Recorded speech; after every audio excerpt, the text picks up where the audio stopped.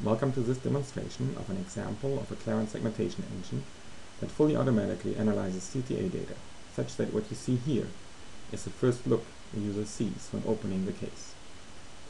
Note the great separation of the bones from the vessels, even in areas in which the masks touch. Here we have the vessel mask in red and the bone mask in yellow. They're right next to each other here in the axial, as well as in the sagittal view here. Great results, and done fully automatically. We can show the results in 2D as you see here with different color wash overlays. You can also show them in different styles in 3D, and we can highlight, for example, the calcifications on the 3D view, and we can also show you all the vessels that were identified, and each vessel section has a different color. We can go a step further, and we can even fully automatically generate a personalized anatomical atlas in which the doctor can look at each of the automatically named vessels within the vessel tree in context and in the stretched luminal views and in the cross-sectional views. And then as he does so, we see that we also have the cross-sectional area shown on each of the cross-section views, and we map the cross-sectional area along the vessel axis, so that's this graph here.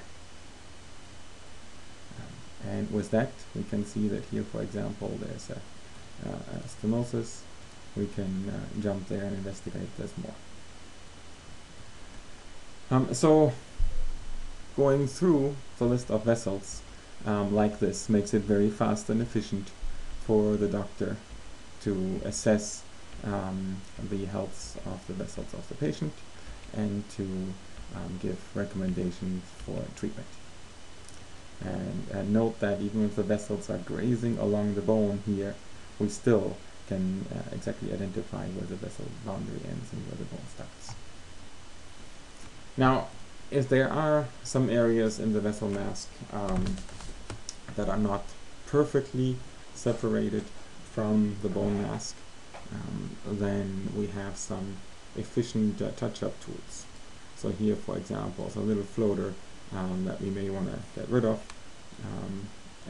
so we can do that with a lasso tool. Here seems to be a little bit of leftover floating bone. We can do that with the toggle bone tool, so we basically just hover over it and click, and it gets moved over without moving the vessels nearby over. And there is a tricky area here that sometimes has leftover vessel pieces, so we can investigate that one a little bit closer and see there is some floaters here. And we have a magic ink tool where we can highlight the surface of the vessel, and with that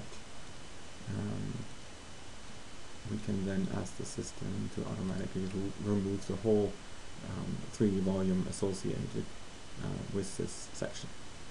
So all moved over nicely to the vessel mask, and so now we have a completed vessel mask.